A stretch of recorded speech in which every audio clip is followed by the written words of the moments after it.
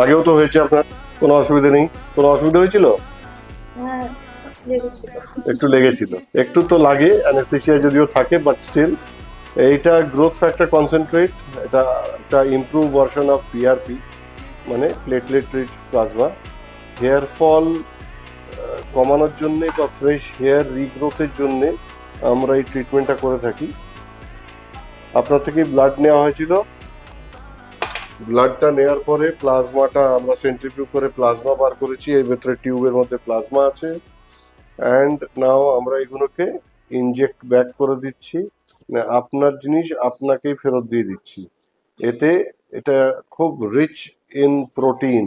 Usually এটা 5টা insulin syringe ভর্তি করে প্লাজমাটা নেওয়া হয়, আর স্ক্যাল্পে সাবকিউটানিয়াস ইনজেকশন আমরা দিয়ে দিই। এটার একটু রেস্ট্রিকশন হচ্ছে গিয়ে এই ইনজেকশনটা দেওয়ার 24 ঘন্টার মধ্যে শ্যাম্পু করা যায় না।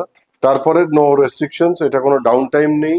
এটা এক্ষুনি যেই মুহূর্তে ইনজেকশন দেওয়া বন্ধ হয়ে যাবে, আপনার আর কোনো রকম কোনো ফিলিং থাকবে না অ্যানেস্থেশিয়ার এফেক্টে, যতক্ষণ না কাটছে।